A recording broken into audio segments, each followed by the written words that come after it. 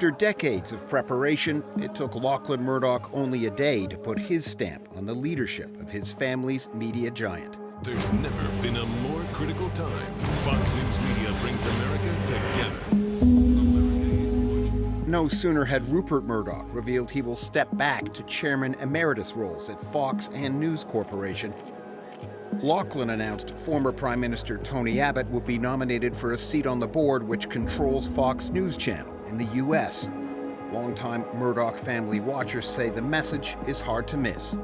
It really shows that Lachlan is keen to assert his conservative credentials in the eyes of the Fox board and also the US media.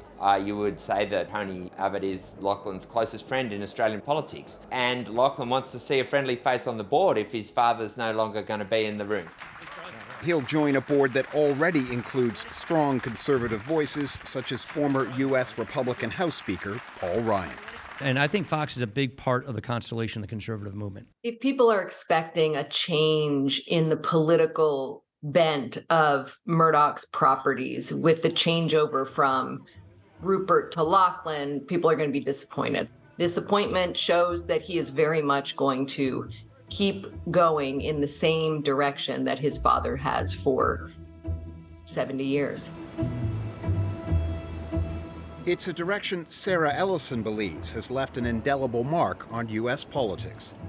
Rupert Murdoch has blended politics and entertainment in a way that has affected the way people think about the truth.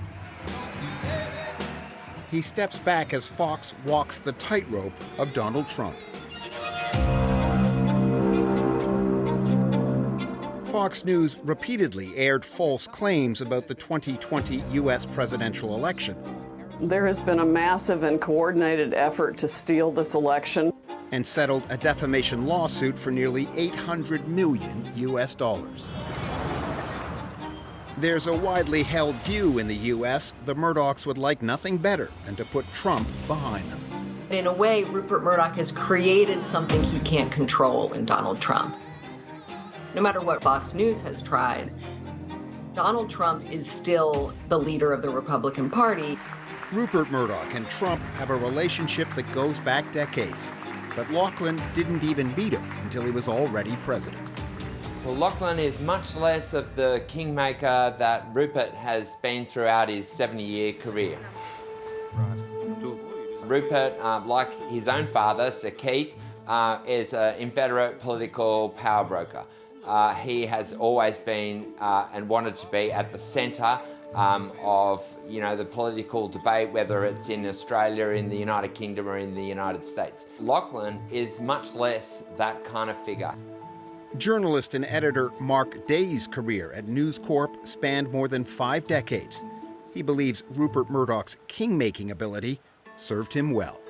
Well, I think there is just no question that he has proved himself Australia's greatest businessman. There's been none like it. None have come close to him. There are some who say that Rupert has been a pernicious influence on democracy, and there are others who say he has enabled the masses to speak freely and say what they think.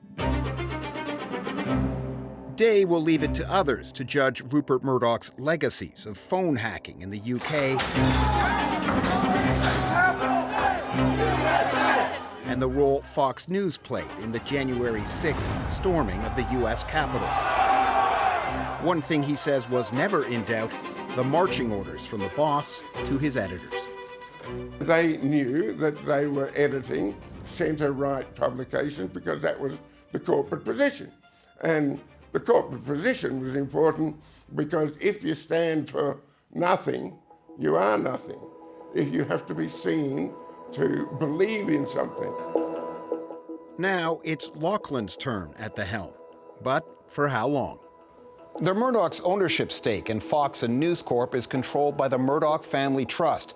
It has 8 votes, 4 controlled by Rupert Murdoch and 1 by each of his 4 eldest children. Should Rupert Murdoch die, the children would inherit his voting shares, setting up a potential battle over the future of the family empire.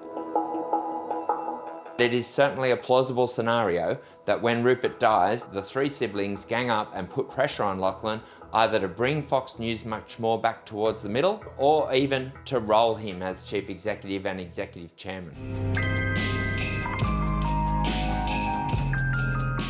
It does seem like life imitating art is possible in this Murdoch/Succession drama. Sarah Ellison believes the second son, James, could be the key to a real-life struggle for control. He has repeatedly criticized the editorial direction of Fox News. Streaming the entertainment that celebrates America. Do you watch Fox News? No. Where do you get your news?